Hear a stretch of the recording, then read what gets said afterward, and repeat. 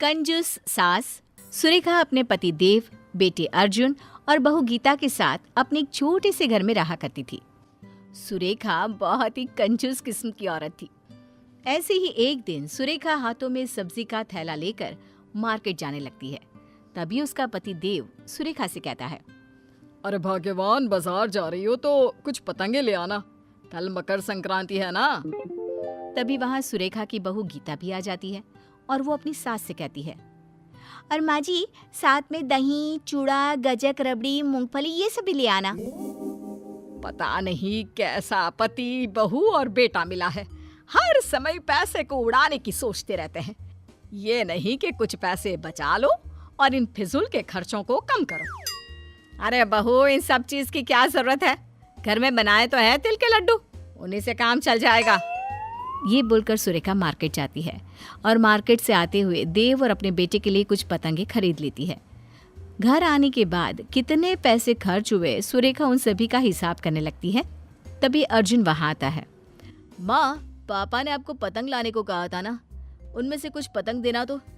मैं पापा के साथ ऊपर पतंग उड़ाने जा रहा हूँ।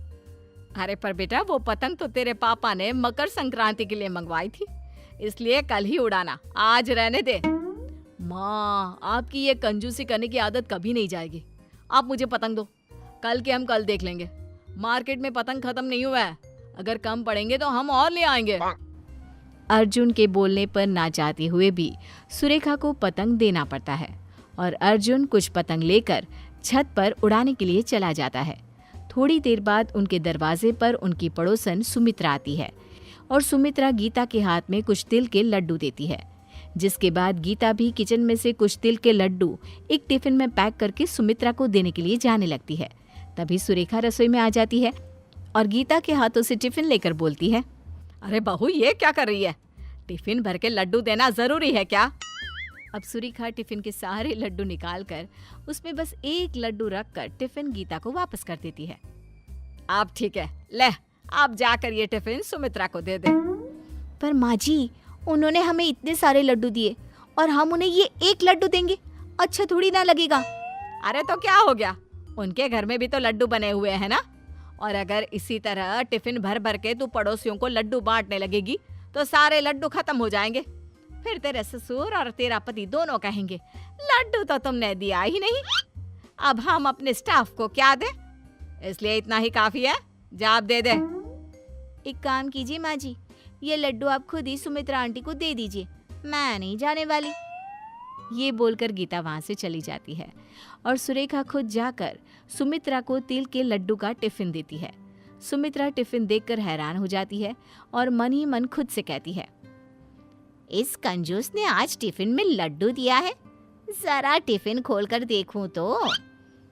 जैसे ही सुमित्रा टिफिन खोलकर देखती है, उसमें एक लड्डू देखकर सुरेखा से कहती है, अरे बहन, इतने सारे लड्डू देने की क्या जरूरत थी। अब एक काम करो, ये लड्डू भी तुम ही रख लो, ठीक है? मैं चलती हूँ, हैप्पी मकर संक्रांति। सुमित्रा सुरेखा के हाथों में लड्डू का टिफिन देकर वहां से चली जाती है। जिसके बाद सुरेखा अपने कमरे में जाकर पतंगों को गिनने लगती है। तभी देव वहां आ जाता है। सुरेखा, जल्दी से कुछ पतंग दो ना, मेरी सारी पतंग कट गई है। क्या? सारी पतंग कट गई? अरे तुम दोनों बाप बेटे पागल हो गए हो क्या? मकर संक्रांति कल है, पतंग कल उड़ानी है, आज नहीं।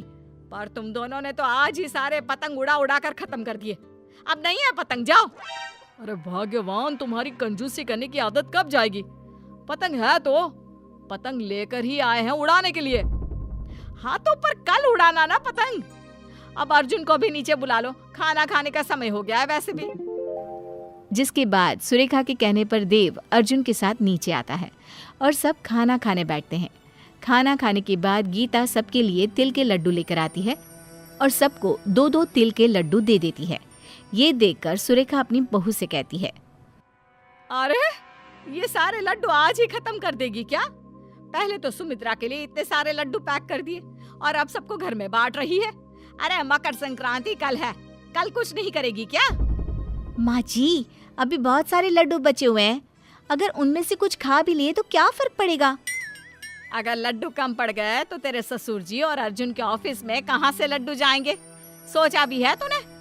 अरे जानती है ना इन दोनों बाप बेटे को, मकर संक्रांति खत्म होते ही ऑफिस में सबको लड्डू बांटने का शौक है। माँ जी, हद होती है कंजूसी की भी। ये बोलकर गीता वहां से अपने रूम में चली जाती है। सुरेखा भी मुंह बनाकर अपने कमरे में चली जाती है। अगले दिन मकर संक्रांति का दिन होता है। सब लोग जल्दी से नहा धोकर तैयार हो जाते हैं और मकर संक्रांति मनाने लगते हैं। कुछ देर बाद देव, अर्जुन और गीता पतंगबाजी के लिए तैयार हो जाते हैं, जिसके बाद गीता सुरेखा के पास जाती है और कहती है, माँ जी, आज के लिए पतंग खरीदी थी ना, अब तो आप हमें पतंग दे सकती है ना, ताकि हम छत पर जाकर पतंगबाजी कर सके। हाँ हाँ देती हूँ। ये बोलकर सुरेखा पतंग लेने के लिए जाती है, जहाँ उसने अपने 2 पालतू तोतों को रखा होता है। उन तोतों को देखकर सुरेखा खुद से बोलती है, सबको पतंग उड़ाने की पड़ी है, पर कोई एक बार भी इन बेचारे पक्षियों के बारे में नहीं सोचता जो खुले आसमान में उड़ रहे होते हैं। पतंग उड़ाने की वजह से न जाने कितने पक्षी घायल हो जाते हैं और अपनी जान से हाथ धो बैठते हैं। पतंग उड़ाने के लिए सब पूरी तरह से तैयार हो जाते हैं और अपनी सेफ्टी भी कर लेते हैं ताकि उन्हें चोट ना लगे, पर पक्षियों के बारे में कोई नहीं सोचता। ये बोलकर सुरेखा सारे पतंग लाकर गीता को दे देती है। तभी वहां देव और अर्जुन आते हैं और कहते हैं, क्या कर रही हो गीता? हम कब से तुम्हारा छत पर इंतजार कर रहे हैं और तुम हो जो पतंग लेकर नीचे खड़ी हो। अच्छे से तैयारी कर लेना। हाँ हाँ भाग्यवान, पूरी तरह से तैयारी कर ली है, कुछ नहीं होगा हमें अब। चलो अब।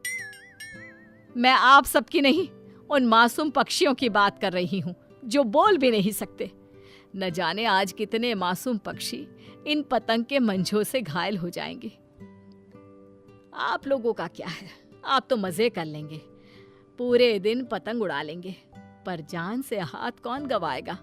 ये पक्षी, आप लोगों को एंजॉय करना है, पतंग उड़ाना है, जाओ जाओ भाई आप। सुरेखा की बातें सुनकर तीनों हैरानी से एक दूसरे को देखने लगते हैं और फिर पतंग नीचे रख देते हैं।